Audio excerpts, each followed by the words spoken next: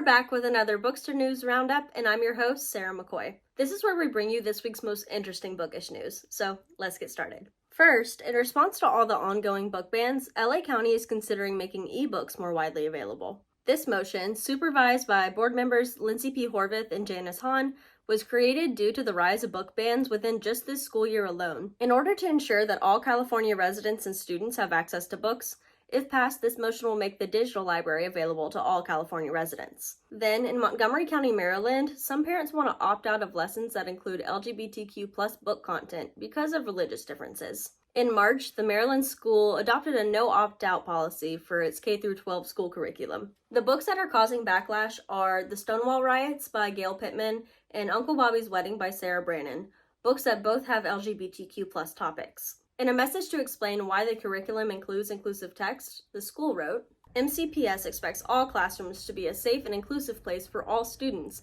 including those who identify as LGBTQ+, or have family members in the LGBTQ+ community.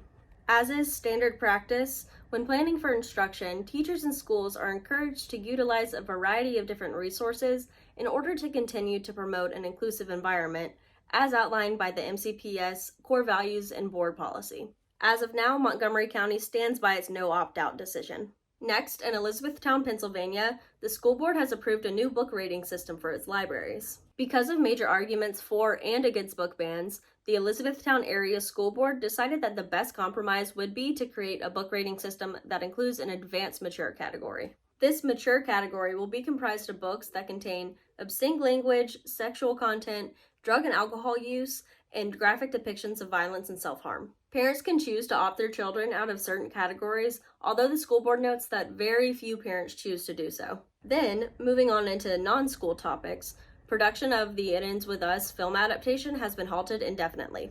It Ends With Us is a romance novel created by Colleen Hoover in 2016. The film adaptation, starring Blake Lively and Justin Baldoni, was in the middle of production when the Writers Guild of America decided that the film's production wasn't within WGA guidelines and production must be stopped. For context, the WGA has been on strike since May 2nd. So basically, screenwriters in the guild are to be on strike until demands are met.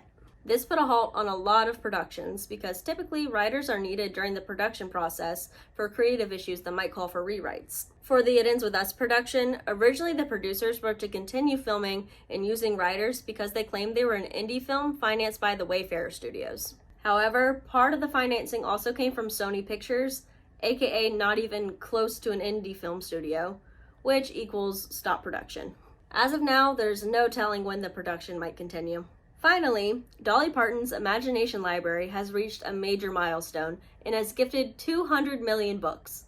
That is an insane amount of books. For those who don't know, the Imagination Library is a program that will send free monthly books to children from birth to age 5, no matter the family's income. Dolly Parton started the program in 1995 for children in Sevier County, Tennessee, where she grew up, but since then has expanded it nationally and internationally to Canada, the UK, Australia, and Ireland. And since she's the gift that keeps on giving, Dolly Parton is now doing a special giveaway. During International Literacy Month in September, 7 enchanted bookmarks will be randomly placed in books. Those 7 lucky recipients will receive a $2,000 donation to their local library, a signed letter and photograph from Parton, tickets to Dollywood, and finally, a meeting with Dolly over Zoom. So, if you know a child who's a part of the program, be on the lookout for a bookmark in September. And with that, what do you think about today's episode? We would love to hear your thoughts and opinions down below. I'm your host, Sara, and this has been Bookstr News. If you want to hear more from us, be sure to check out our website, and we'll see you next week.